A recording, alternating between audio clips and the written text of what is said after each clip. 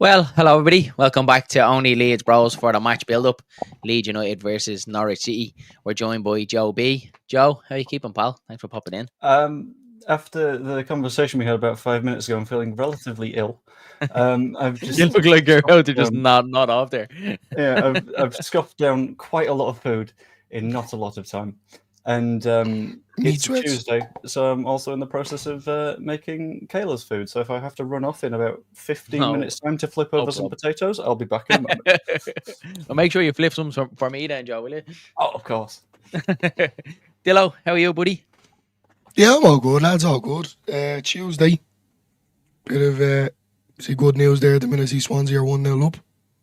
Think everyone's going to happy with that. Work is alright. Can't wait for the weekend. Can't wait for tomorrow. Yeah, all good. It's Other always than good that, when really. Leeds play midweek, lads, isn't it? It seems to like break up the week, and I think like when you're out and it's kind of just like every Saturday, like that week seems long. So I'm happy that we're playing tomorrow and get back at it again. Dillo, we'll get straight into it. We touched on it a little bit yesterday. Daniel Farke's press conference, and Joe B will bring you in on it as well. An interesting one. Dillo, give it to us. What did he say? So, Aronson, surprisingly enough, 50-50 ankle is a bit injured. So, not good, but then at the same time, I know this sounds probably a little bit harsh for me anyway. I don't want him to be injured, but at the same time, I'm kind of like, I'd like to see he was kind of slotting that down. Yeah. I'm just being nosy, if I'm being honest with you. Then, obviously, there's Solomon has an L tweak in the old hamstring. Not very overly pleased with that one because I think he played a smashing game. Not great news, is it? He touched on Nanto. I can feel a sneeze coming on. I'm sorry. He did touch on. He did touch on Nanto, which surprised me because I know I went through him the other day, and I'm sick of babysitting him. Well, I'm not babysitting him, but as a fan, I am. And I can't keep feeling sorry for him. But he did hit his 100th appearance for Leeds United, and he did put a lovely post on Instagram, and it kind of put a little smile on my face. So I was quite happy with that. Are you gonna lay off him now? Are you gonna cut him a bit of slack? No. No, I'm messing. No, look, he is still a young lad. Farke did say it's basically his end product. What age is he, Joe B? I'd 21. say 21, and anyone can be. No, we'll not get into that.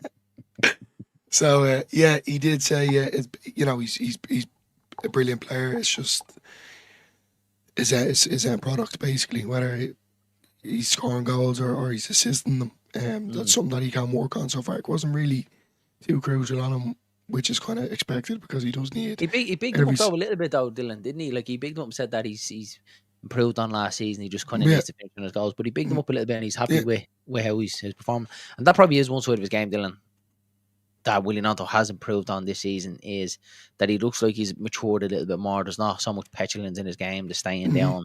Would you agree as well with that, Joe? That even though it's not happened from in front of goals and assist wise, but He's matured. as an all round player, he has definitely pulled up his socks, hasn't he? Yeah, and there was an interesting bit that you mentioned on the Nanto stuff. I've just pulled up my notes now, and he said he's not just happy with his development as a player, but he's happy with his development as a person. Which tells me that behind the scenes, as much as everyone's been sort of saying stuff along the lines of like, is he potentially pushing for a move, and we've just not heard anything. As a manager, you don't say that if someone is actively pushing for a move. You don't say you're a consummate professional and then you sell them a week later. To me, that says that at the very least for this season, his mind's on Leeds United. And let's be honest, for next season, it's going to be on Leeds United if we go up anyway, because that contract he signed is going to have a hefty pay rise in it. I kind of got that impression as well, Joe, to be fair, because I did, as I said, badmouth him a lot yesterday. And Darren was kind of saying he's up on him, but I was just kind of getting a bit heated and aggravated at the fact of Melier and Nanto just not stepping it up. But then when I seen that post today, I definitely did, because I was always saying, feels like he has 1 foot in, 1 foot out. But when I did see that post, I was kind of like, well, it's a bit, you wouldn't put that up now if there was rumours or speculations if he was going to Leeds. So that has given me a bit of reinsurance, and I'm assuming everyone else that has kind of thought that. So yeah, I'm delighted, to be fair. I just want him to just do a little bit better. I feel like he can really, really be probably our best player in this team, and him and Ramazani, if they link up well, this team could not only just win the Championship, but can go far in the Premier League next season with these two. If they keep going the way that they're going. Nanto needs to, as I said, step it up, but Ramazani is just unreal at the minute, isn't he? Yeah. Now, Dillo, from Farke's presser, any of the main takes from it? No, I was kind of basically just going off the injuries. I don't really, I do listen to it, but I don't really get into it too much. It was more or less just not, yourself, not really. Joby, we come to you. Any other main bits you took away from Farke's press conference? Anything that worried you? Anything you're happy with? There was a weird little Firpo Gruevy bit where he's been mentioning that they've been playing a couple more minutes recently. So Firpo got a few against Harrogate, Gruev got a few in the last match.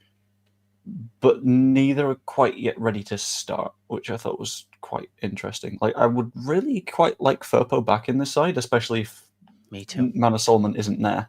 Just because when you got Ramazani and Nonto, especially if you're also missing Aronson, and both of them like to pull inside a little bit when they're doing the attacking stuff. So if you've got someone that just bombs on and overlaps like Firpo at the same time, then that makes that left-hand side absolutely ridiculous. Yeah. But not yet. But when it comes, it'll be delicious. I can't wait for that. I'm surprised you didn't know. Probably, again, just the way the game was going against Sheffield Wednesday, that we didn't really have a home and hose until the 82nd minute. So we probably didn't want to risk Firpo, who we know is definitely more of an attacking fullback than what Boyram is. Would have had it really made sense to put on attacking fullback when you're 1-0 up, and it's that risk averse thing with Daniel Farke, isn't it? That is he going to throw it on to get a second goal when he already has the goal lead? So that's why I think Firpo didn't play. I think if we probably at that stage had it been home and hose by say the 70th minute, if you had a 2 or 3-0 lead, you probably would have seen Firpo come on. You probably would have seen Gruev on a little bit earlier as well. So yeah, I'm with Joby as well. I'm looking forward to seeing Firpo back. As much as I love Boyram, just know denying that Firpo gives us so much, and down that left hand side, lads, so much of the overlap. We know as defending, it can be good. Just times it can be way off, but there's definitely no question on what he can give us going forward, his assists, his goals, and just that out now play down the left hand side. So yeah, the sooner we get Firpo back fully fit, the better. It's just that question mark, Joby, isn't it? Still over the future. What's going to happen in there seems to be very quiet for someone that can't talk to other clubs. There hasn't really been any murmurs at all, hasn't there? Yeah, the thinking for me, and he addressed this bit as well. I'm just going to check what I noted down. He said that he's not having those conversations because we've got a hell of a lot of games going on right now, and the dog's losing his mind. And he'd rather that not be where his attention's being drawn. I was about to say, when did your cat turn into a dog, Joe? I know, it's great. She's multi-talented. A bit like yourself. I'll take it. But yeah, he also said that January isn't necessarily the time for those chats, but the underlying feeling with me anyway is it's probably going to be his last season at Leeds, because a lot of people won't fancy him in the Premier League anyway. If we're in the Championship, he won't want to stick around again. And at the same time, Real Betis really, really want him, and that's where he started his career. It makes sense for not Team Arlo. We're currently Team Joe, because then things don't get derailed. Sorry, I had to pin that up. But yeah, the general gist is it works for everyone if he goes in the summer, and it's a bit sad because he was finally hitting his stride, but it makes sense, to be honest with you. Yeah, it does. Me too. We're going to do a couple of the comments because I did forget to do that when Dylan popped that one up. I was like, yeah, the comments, I was meant to do that. So Baby Zebra says, howdy, darlings. Amy Clark says, that's because your missus called you a lot worse. That is correct. Amy Clark says, let's go. Lena Carlin says, evening. Sean Healy says Swansea are beating Sheffield United 1-0. It still is 1-0 at the moment. Whatever result that would be, if they could slip up there. How was it only Tuesday? Sorry, I just thought of the Leedsy thing ever, lads. Norwich ground beat Leeds 1-0 tomorrow, and I was just like, stop. I'm telling you. As you are, yeah. Week is dragging you. I agree. West Yorkshire Gamer says, how do lads? And Dean Curley says, what's happening? That is the cousin. Hope you're keeping well, Dean. West Yorkshire Gamer says, Nato has started the season well, and he is less petulant than last season. I totally agree with that one, 100%. We've got 4 great wingers, best 4 in the division, in my opinion. Yeah, and I don't think you're far wrong with that, West Yorkshire Gamer. I really think we're spoiled for choice out in the wings. John Redmond says, hi lads, just hope we don't make the same mistake as we did last season by not bringing in 1 or 2. We will get into that before the end, because it is starting to close in on us, that deadline of the January transfer window. Firpo will join Betis in the summer. I think so as well. I think that will probably be signed and sealed as well. Chris says, evening lads. Sean Healy says, "Oh, shut up, Dylan. What did you get a shut up for? What did you say?" Because I said that Norwich will just come and beat Leeds 1-0 tomorrow. Sheffield United will lose. Evening, Darren. Any Chinese tonight, Darren? He loves the Chinese, Darren. Right, lads, moving on to Norwich City then tomorrow. For me, they seem to be one of them teams that are a bit of a mixed bag. I don't know what your thoughts on it, guys, is. But they currently sit 11th in the championship table. They're only 5 points out the playoffs, which we know isn't much in the championship. The last 5 games, they've had 3 wins, 1 draw, and 1 loss. Winning 2-1 at home to Millwall, a 1-1 draw away to QPR, a 1-0 win against Luton Town, a 2-1 win against Coventry, and then a 2-0 loss in their last outing against Sheffield United. The main one I think I take from Norwich City, lads, is Broho Signs is out. Probably their biggest player, 15 goals this season, which is a big plus for Leeds United that he is out, because he's definitely one of their danger men. But they do have a bit of quality across the pitch. If the looks of Josh Sargent, who can turn it on during any moment, and Onel Hernandez as well, Lewis Dobbins in there as well, and they have Callum Doyle as well with 5 assists, and then Kenny McLean that we've been linked with as well. So they do have a good bit of talent in the squad, Joe, don't they, Norwich City? They do, but it definitely helps us that by the looks of it, their training ground, someone just walked in there with a rounder's bat and decided, I'm having your knee, I'm having your knee, I'm having your knee. Because they've got 9 or 10, well, they've got 9 first-team players injured. They've got the top scorer in the league. All right, Ian, rude. They've got, their top scorer is suspended for being himself. So I think, as much as Farke didn't want to say it in his press conference and was like, it's always a dangerous time to play against Norwich, now has to be one of the less dangerous times to play against Norwich. Because as much as they're a good side and they will continue to be a good side and they've got a decent manager, that doesn't mean that right now they're super dangerous. And there's a reason they've slid down the table, and that is the loss of so many players in such a short period of time. Yeah, I agree with you, Joby, 100%. It just feels like that Norwich are one of them potential ones. Dillo, we'll come to you. Norwich City tomorrow. How are you feeling about the game? Are you confident, or do you think this could be a tough one? I genuinely think, lads, if Swansea beat Sheffield United, I'm a bit more nervous because it's just a Leeds thing, isn't it? Let's be honest. But yeah, under the circumstances, they have dropped off a lot of points. But yeah, look, as Farke said in his press conference, he wouldn't be taking them too lightly. Yeah, I'm optimistic. I just feel though with Leeds, midweek games don't really go our way to a certain degree. Yeah. I go to bed in bad form. Wake up the next morning in bad form. So especially when it's during the week, so when you have to get up the next morning and go to work. Exactly. That's never nice. And it's not about you. That's all. It's about 5:30, and the first thing you think of before I brush my teeth or straight away is Leeds after losing yesterday. Anyone else have like live score when especially in late matches during the week, when obviously finish at 10:15, but it's always like 2 hours later when you're sleeping and it pops up, watch extended highlights, and you're just like, no, we lost the game. Obviously, I don't want to do that, Google. Clearly not. Like, go away. Matty from Imagine Not Being Lee says Norwich on their day are a massive banana skin, so the fact that they may have 9 first teamers out is massive for us, bearing in mind we have Burnley next as well, and that is a massive one on Monday night as well, lads, against Burnley as well. And it's one that I want to bring up as well about the starting lineup, kind of protecting our starting lineup for that game, and is it the right thing to do? So we get you a couple of more comments. Sean Healy says exactly, Dillo. West Yorkshire game, no signs of Norwich winning. I see what you did in there. That's a good one. And none tonight weekend on a curry away. I wish I could say the same there. Yeah, you love the curry, don't you, all the time? Arthur says here, watching Benfica versus Barcelona, saw championship games tonight. Yeah, exactly. Especially when the Champions League is on, you have to be watching that when it comes down, especially when Rafinha is playing as well. And of course, young Joe, eventually got it, Joe. You got it. Yeah. I was just gonna make you one of the bros tonight, Joe. I was just gonna bring you in and say, I'll do. I'll take it. Why not?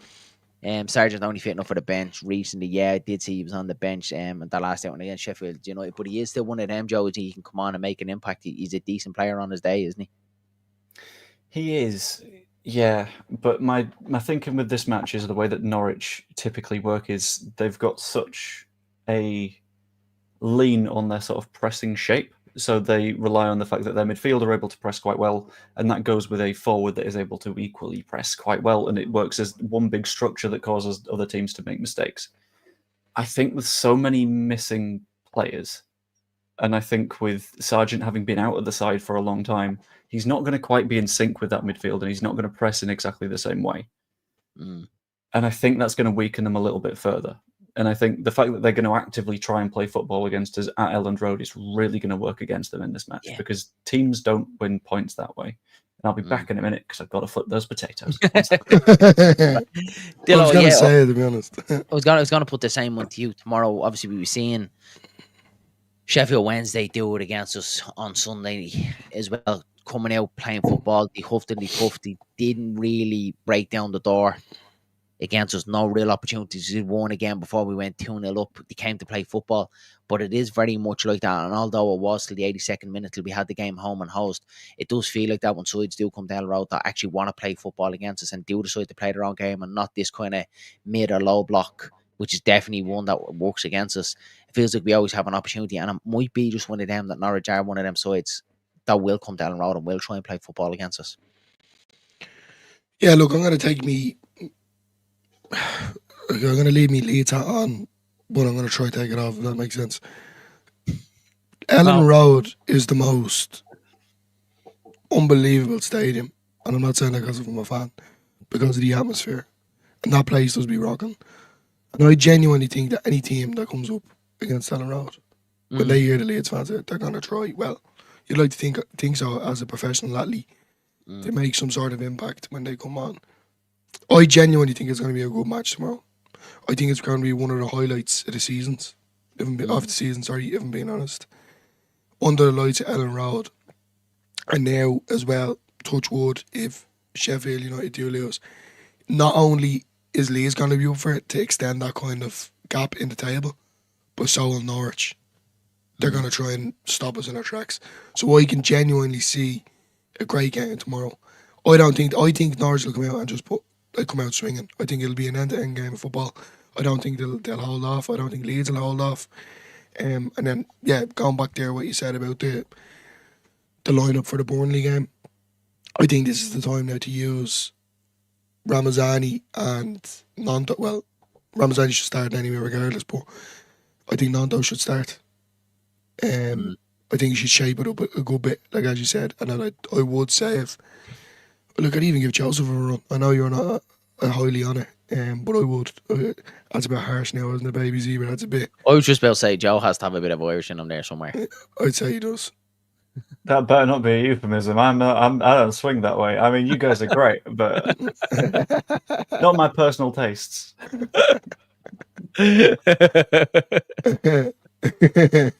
Completely out the lose me trying to tire now, Joe. Sorry, go ahead, Dylan. Comment. I want to flash it up. Go ahead.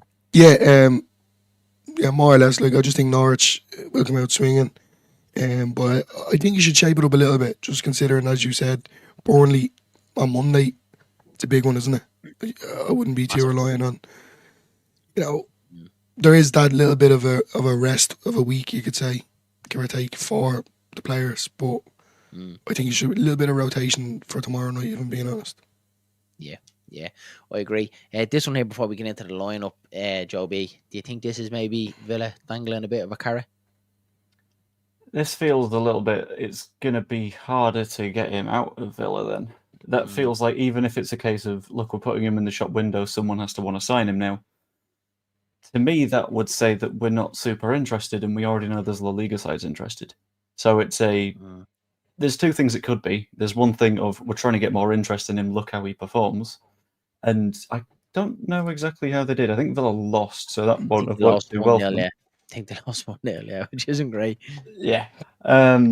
Or it's a case of, sod it, we're going to keep him and play him anyway, and stuff like the Champions League in matches that we don't think matter too much.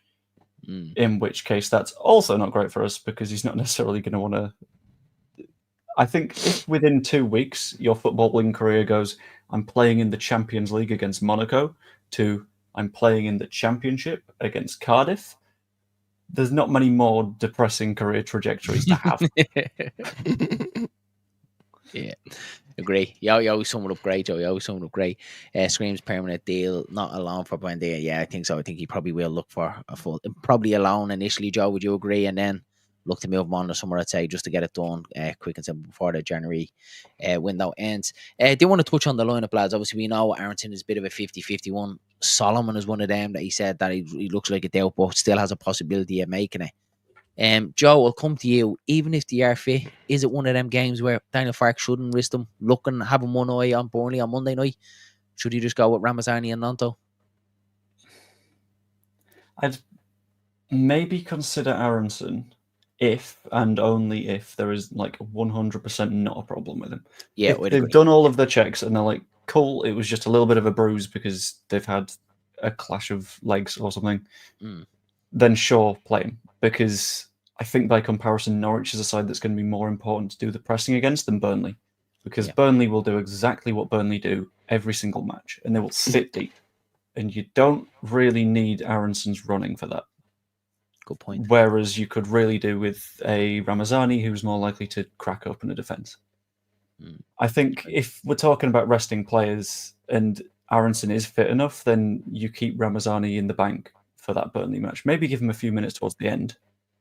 But I wouldn't risk something bad happening to Laji Ramazani until that Burnley game. You'd save him then. Maybe. One of them, isn't it? Apart from like 20 minutes or so. The typical 70th minute subs. Yeah, might as well and then bring him off for that. Dillo, what you were thinking? What would you do? Having one eye on Burnley? Yeah, more or less what I said. You know, I genuinely think that it should be a shape up and try and keep certain players for Burnley. I'm more worried about, you know, going out with a full starting 11 tomorrow night, you know, and getting across the line and we get the win. But like that there against, you know, and Rodon got that bang, got stood on his ankle. For a second we all, you know, our hearts dropped. And I think that's maybe what will possibly happen tomorrow night, and I just don't think that we can afford it going into Burnley. You know, as I said, I've been saying it, banging his drum all season. He really does need to use his bench to his strengths, and I don't mean necessarily, you know, going with the starting 11 every single time. I think he should put his trust in individual players that are on the bench and start them tomorrow night. Yeah, that's where I am really, to be honest. This was actually the side that I had in my head today, lads. I haven't heard what he said about Firpo as well. The change I would make to that is put Firpo in if he was fit enough. I'm more so on the side of his, definitely with Solomon as well. I wouldn't risk him. I think the hamstrings are one of them as well, where they can't feel okay. I've had plenty of them through my time of playing football. I can feel all right, and you can run and sprint up and down all week, and it feels great. And then you go out and do a warm up and do a little jog down onto the pitch, and you can feel it tweaking your hamstring.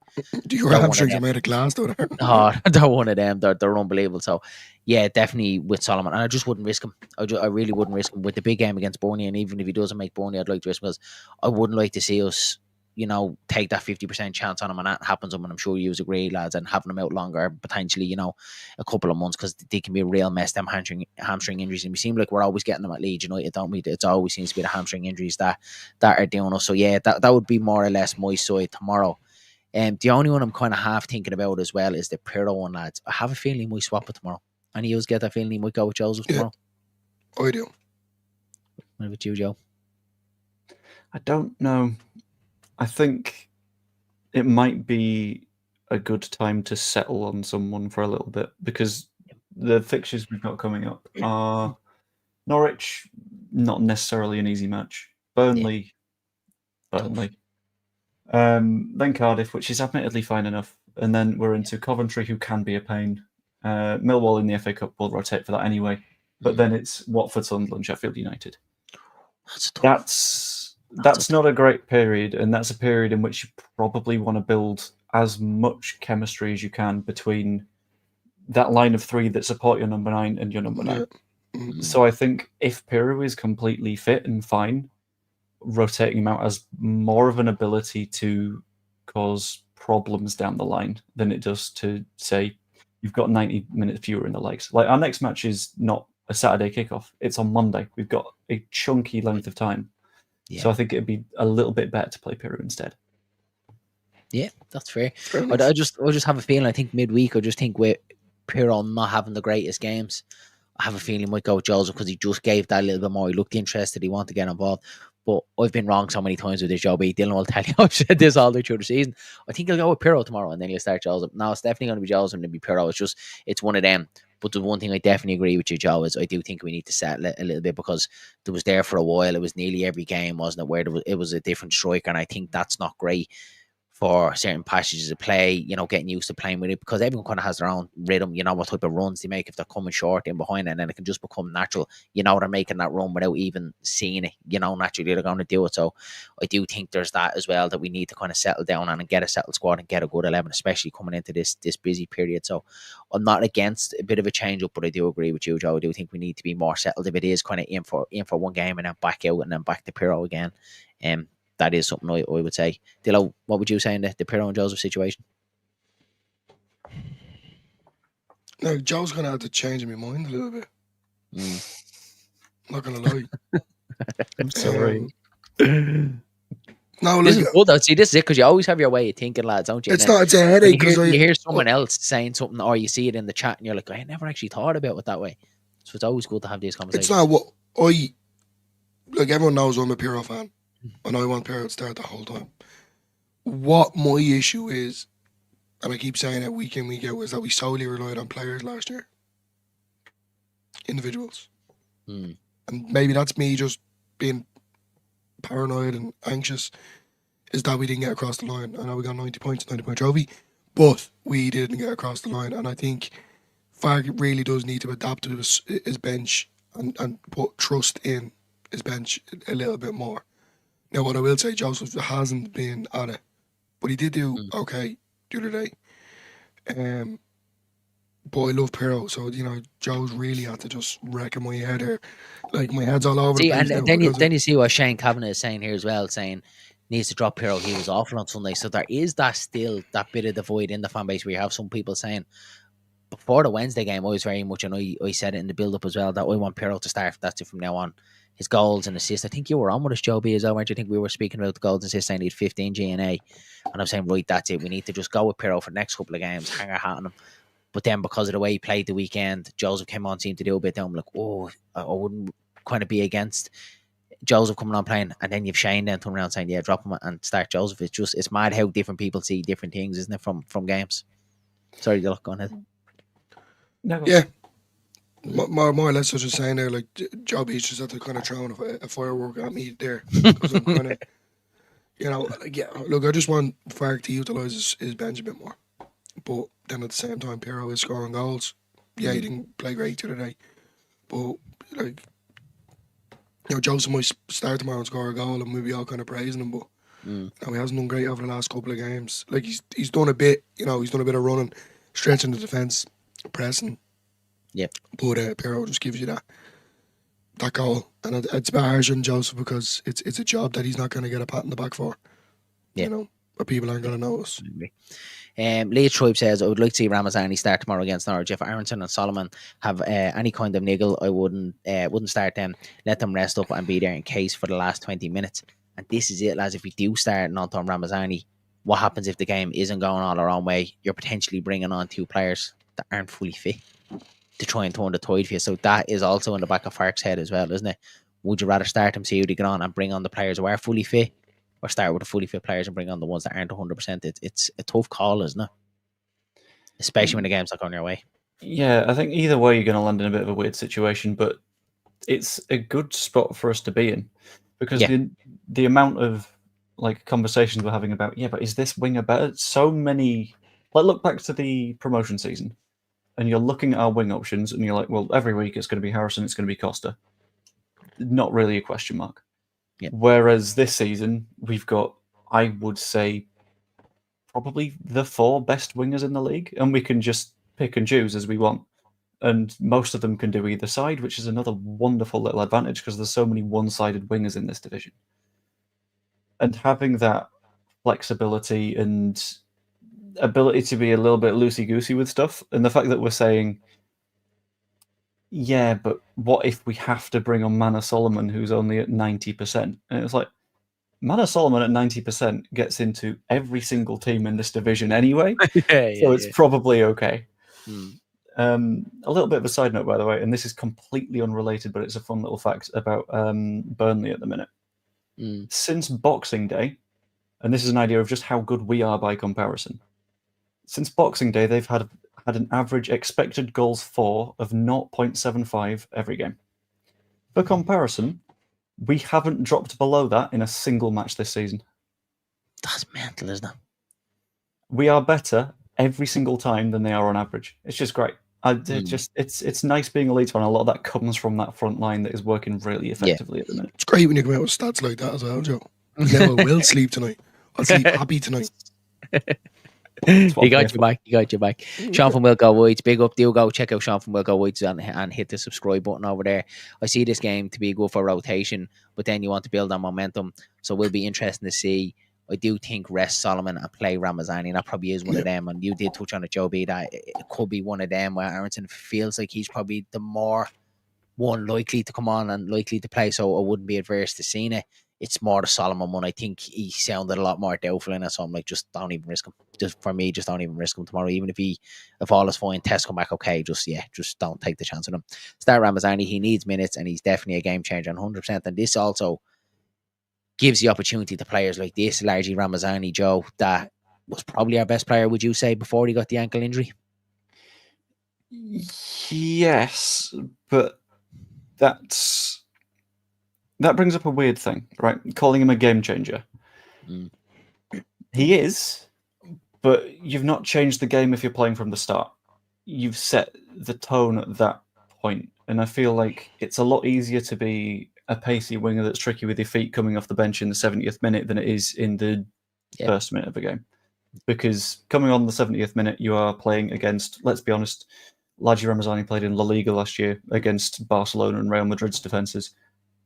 I don't particularly think Norwich's back line is going to stack up to that. So coming on, having to play just 20 minutes against tired legs, against legs that are very clearly not as good as the players that you've played against before. Against a terrifying monster called Shane Duffy.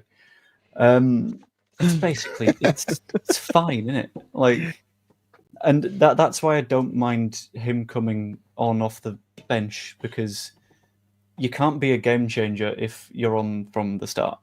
And he's someone that can swing the momentum fairly effectively. Can Solomon do that in the same way, or is he someone that you know exactly what he's going to do? He's predictably just really good at it. Yeah. And is Largy a bit too good at being a sub to get a start, is the question. Also, quick potato check back in a moment. Your dog agrees with that.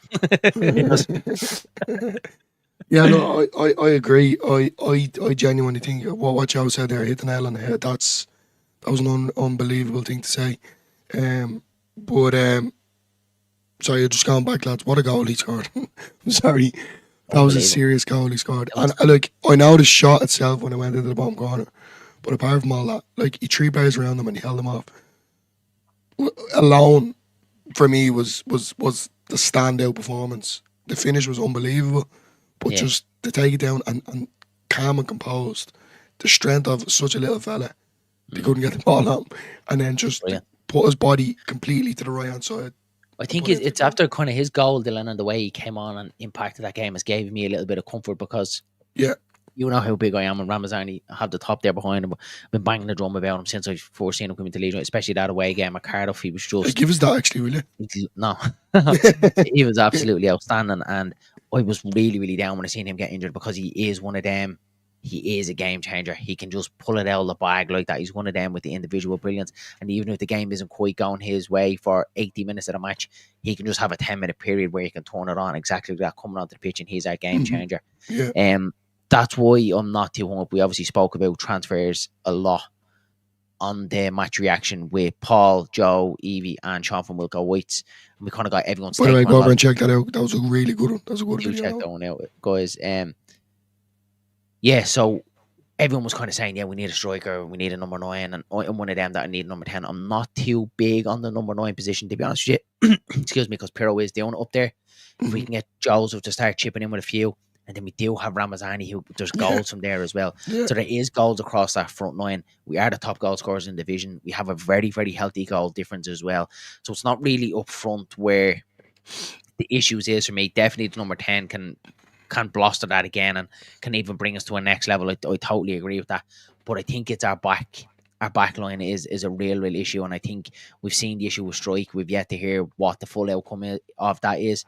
He has said 3 weeks. Again, it could be longer. We definitely need a bit back there, though, because I can't go every game worrying about Joe Rodon if anything happens to him. We're really shooting ourselves in the foot big time if we don't get that's what I'm saying, Darren. Coming to this game tomorrow, this is what I'm talking about. Like, look, my point is, right, leave stuff for alone. Sorry, Shane. My point is, we're going in there tomorrow. Look, more than likely it's going to be Rodon and Ampadu in the... I know you just said my lover, L. What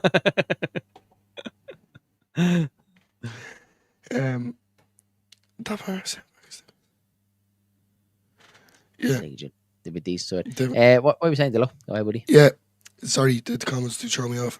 Now, you see I lost the train of thought now. This is actually a good one from Andy, and it is, and that obviously is the caption of this video, Fortress Elland Road, because that's exactly what it has been this season, and Joe B is back just in time for this. Joe, we were just saying how much Elland Road has become a fortress for Leeds United over the last 2 seasons, especially with Daniel Farke being in there. Yeah, we've had a couple of defeats in there, but overall, we're really, really hard to beat at Elland Road, and I do think it does play a lot, doesn't it? I think if we're going away and we've seen what Norwich done to us away, really, really frustrated us. Got a 2-2 draw down there, which I thought was a fair result down there. But it just feels like Elland Road always kind of gives us that extra edge, doesn't it?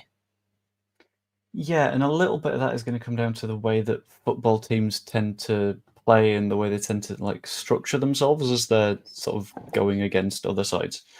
So if you're away from home, didn't Farke say Pirro was our 10? Didn't he say that last season? I said that last season, didn't he? Yeah. Yeah.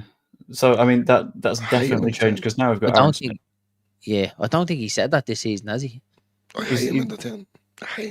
He won't have said it this season, especially since last season we learned that the better 10 was Reter. And then it seems like Aronson's just slotted into Reter's place. So, yeah. Yes.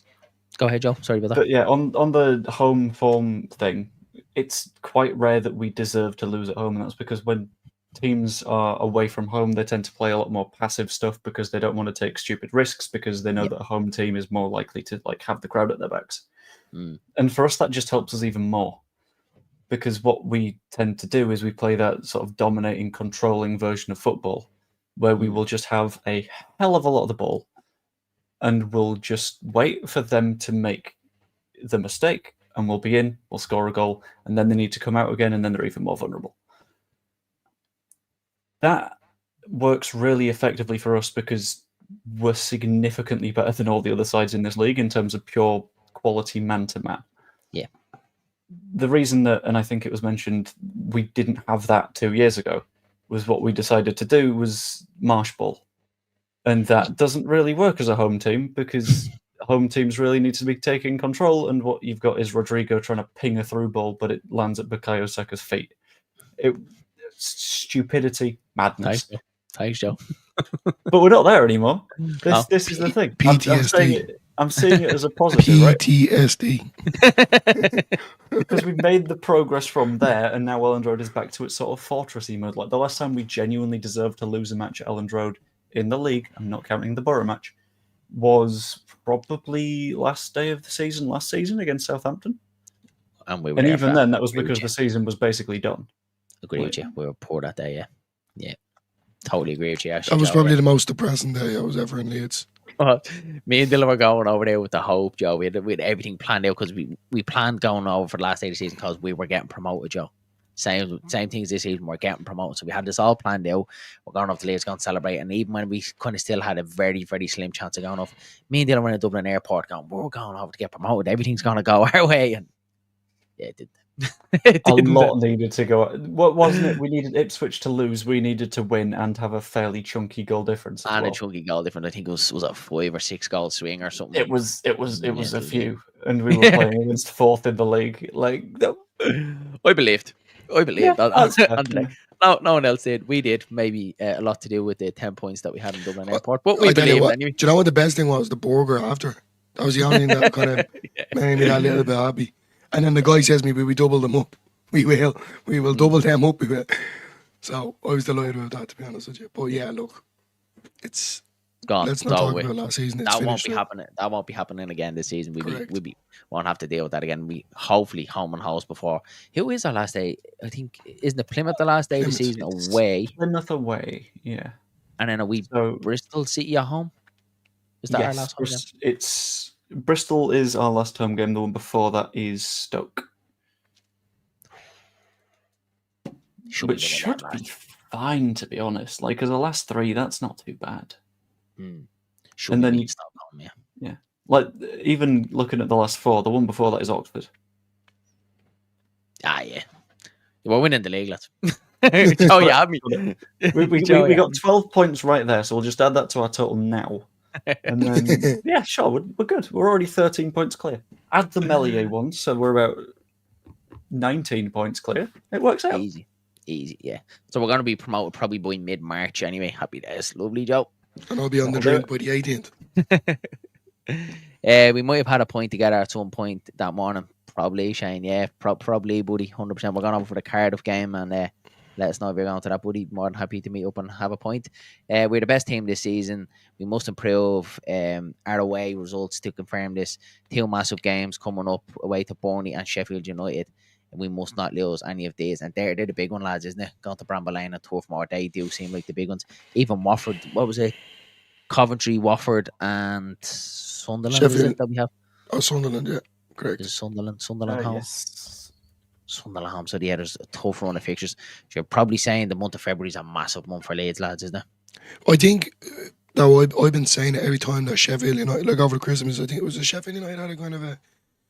Joby has everyone positive now after giving everyone the run at the end of the season.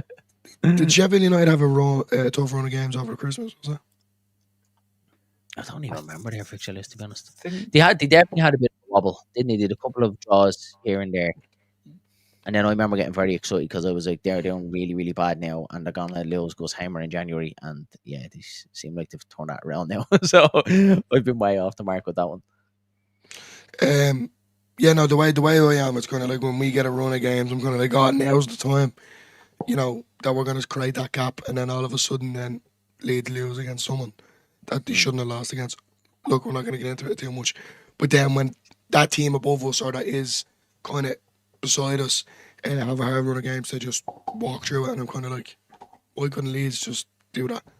Like, to just in fairness, though, Dylan, I think we do, and I think Joe B will back me up in this. We're very, very hard of seeing it as Leeds fans, because we always do turn around and say things like, why can't Leeds go on a run like that? Why can't Leeds beat that team? But we actually, when we do, we fail to see it. We fail to see good results.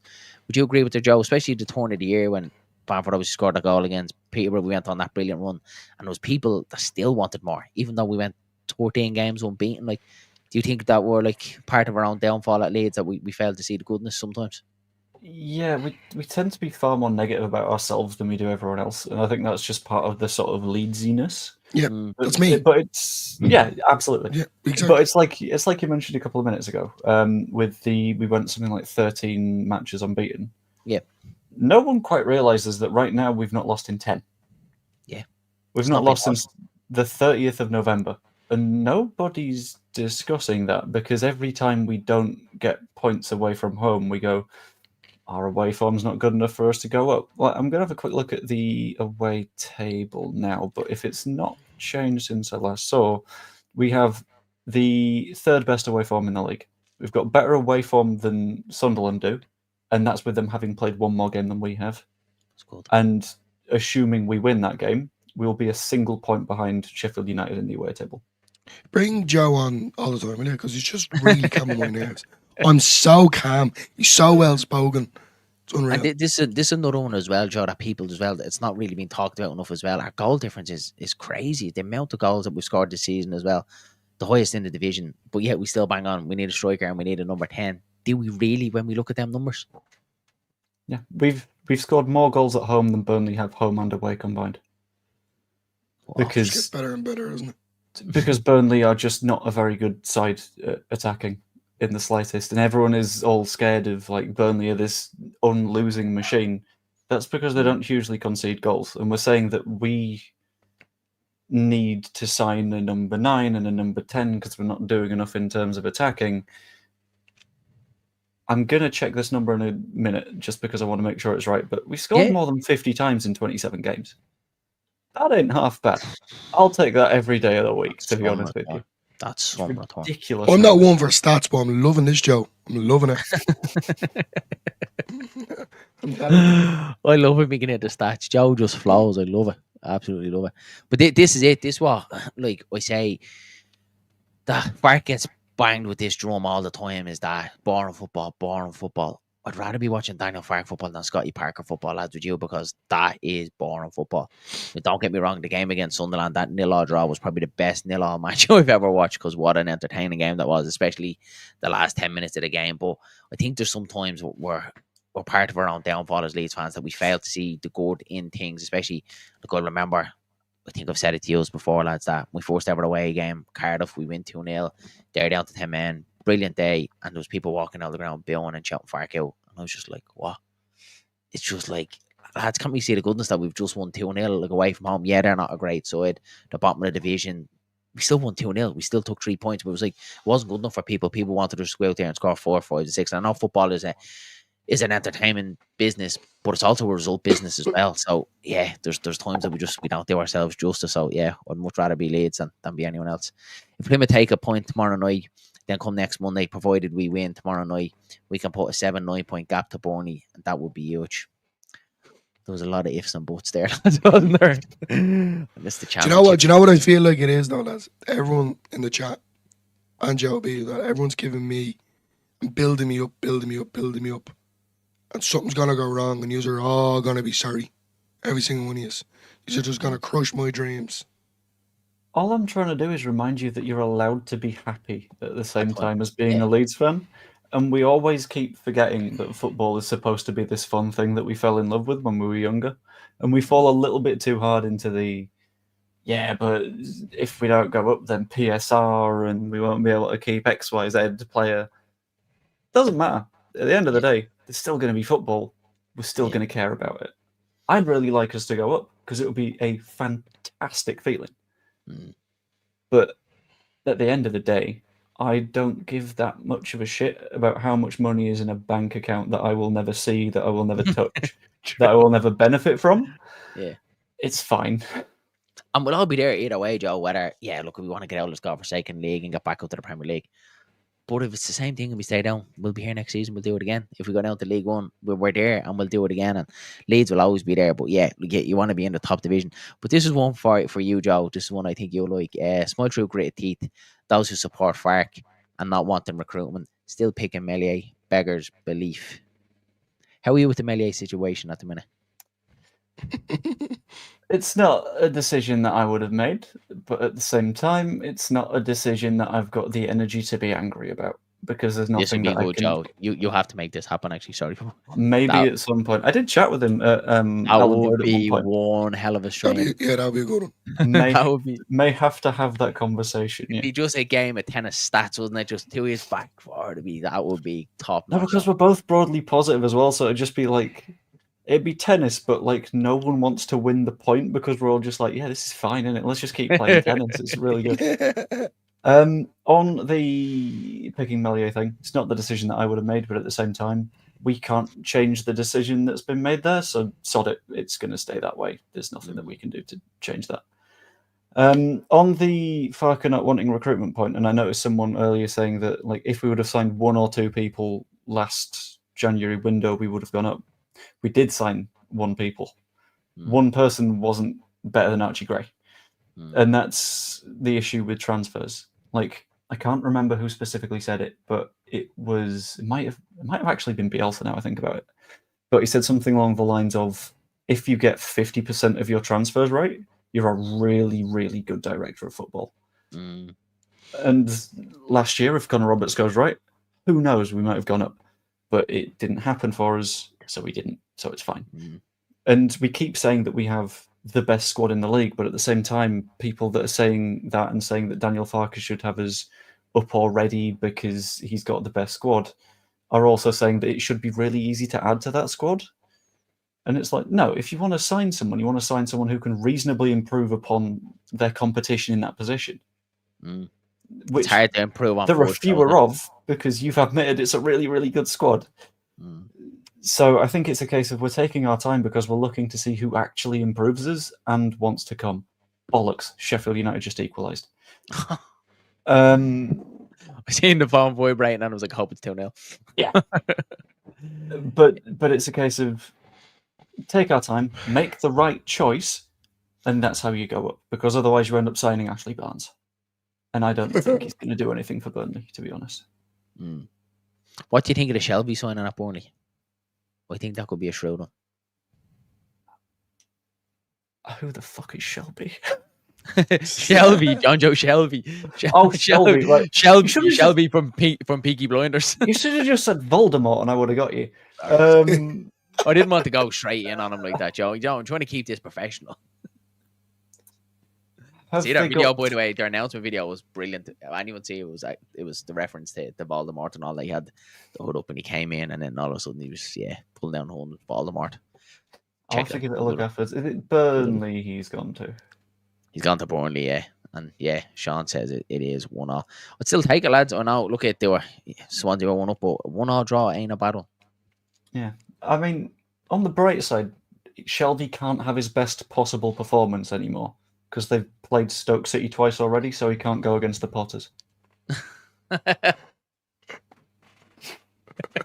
I'm clipping that, Joe. Oh my God. I'm just going to 1-0, Joe. There we go. No, he's a bit of a... Welcome. Welcome to OnlyLeedsBros feet, Joe B. It would have been a nice signing if it was 2016, but I think he's not going to make that much of a difference. It's one of those moves that you look at it now and you're like, quality player, but there's a reason that a Turkish club are letting him go for free. Yeah, and presumably that's quality based. I am not, but my jokes are, so we'll take it. Well, you're well on your way, Joe. You're well on your way. That's worse than my Old Trafford joke, Joe B. Yeah, what was the Old Trafford joke you were saying? I can't quite remember. It was the one he was going around, he was doing around. Trafford. His dad is named Old Trafford. Oh, yeah. That's what it was. It was actually a cracker, to be fair. It was a good one. Lads, look, I think we'll leave it there. Sorry, Joe, go. Before the chat spoils it, some bad news extra. A Swansea player has been sent off for genuinely a horrific tackle. That's great. That's wonderful news, Joe. Now, lads, reassured me for nothing. Absolutely nothing. So now we're just holding our lead. Burn it all down again. Burn it all, yeah. Stop the stream, smash the laptop up to pieces. It's done. I'm out. Call it. Finished there. Do you know what is the most annoying thing about when Sheffield United win games? And I can't just stop doing it, boy. I always go and watch Chris Wilder's post-match. And it drives me mad, but I still watch the whole thing going, because he's always so smug about it, like, all the time. Like, and we've such it's like that meme, his meme. You know the meme that he's like, he always goes on like they're underperforming and they're going under the radar and they're really like outweighing themselves and stuff. He's like, "Yous have just came down from the Premier League, Chris. Like, you're not fooling anybody here." Like, but he's always going on like they're the underdogs, which drives me nuts. But yeah, I'll be watching his press conference again after the game to hear him chat show you as usual. Joe, we come to you. Score prediction for tomorrow. Let's go with a nice cozy 2-0. I think we won't push it too hard, but I don't think they've got the squad to keep us out. So, nice. Yeah. We'll score late first half and then towards the end. Nice. Who just scores? Peru will get one, and why not Dan James? Might as well. Dillo? 2-1. Ooh. You're going to tweet, isn't it? 90 minute goal from Melia. I'm only joking. Melia, you from the corner. No, yeah, 2-1, and I'm going to say Ramazani and Rodon. Ooh, not bad. From a corner. Spicy, isn't it? It's spicy, isn't it? From a corner or from the halfway line, lobbing the goal? Yeah, I can see Elland Road erupting, singing we scored from a corner. It's the best thing in the world. I love when we score from a corner because we don't do it much. And just hearing Elland Road erupt, saying we scored from a corner is Imagine Tanaka scored again. Imagine Tanaka scored in 3. I was going to say Tanaka, but then I was that would be nice, wouldn't it? I would enjoy that one. I'm going to go with most of the chat, lads, because this is what I was feeling. I think 3-0 tomorrow. I'd like to see Ramazani score again because I'd love to see his confidence keep blossoming. I'd like to see Nanto get one as well, just to get him back on side. And then, go Joe B, then maybe Pirro as well, just to keep him tipping over as well. They'd be my 3 preferred goal scorers tomorrow. 5-0, that would be nice. There's always one Leeds fan just goes, we're going to smash them tomorrow 5-0. I'm going Pirro, Ramazani, James. Yeah, James is a good shout as well. Andy, you have such a sad, pessimistic soul. What's wrong, guy? Come on. Things are allowed to be okay. Boyram as well, Boyram. That would be a nice one against anyone scoring. Anyone scoring. Lads, look, I think we'll leave it there. Joe B, again, thanks very much for giving your time and popping on and chatting with us. Loved all the stats. Loved the Harry Potter reference as well. That's definitely going to be one that I'm going to go straight in and tell the missus about that one as well. So thanks very much for that. Any anything else before we wrap it up? Joe, how's the potatoes getting on? I assume they're finished. So make sure they burn nails down. No, it's fine. When you heard Arlo last screaming, it's because Kayla got home, so I just said she took over at that point. So all is well. All is good. All is fine. All is good. And if you're not yet, subscribe to this channel because they're 56 away from 1,000. That'd be really nice of you. That would be very much appreciated. Do go check out Joe B as well, as he's helped us out so much. I think I'm probably doing your head in at this stage, Joe, saying thanks on me every single day. We just get a raid, and we just can't thank you enough, Joe, for helping us out. We've helped out so much from the start. But please go check out Joe B and smash the subscribe button over there. As what Joe says, we are 56 away from the 1,000, which will be great to do as well. So if you haven't already, smash a like in the video, hit subscribe to the channel. We will be back tomorrow for the watch along. It's 8:15 kickoff, isn't it? Tomorrow. Sounds right. Yeah, 8:15 kickoff, I think, tomorrow. So we'll be live 15 minutes beforehand. So we'll be live about 7:30 tomorrow for your match watch along. The usual run through. We'll go through the lineups. Chat about the lineup. 8:15. So we'll be live at 7:30. We'll run through the lineups, and then we will be putting the link in the chat for halftime to come in and do your halftime fan phone in as well. So if you aren't at the game, you want to pop on and give your halftime talk as well. We will be doing that. And that's it. That's it from OnlyLeedsBros. Have a good week. Mind yourselves, mind each other, and we'll chat you all again tomorrow. See you soon.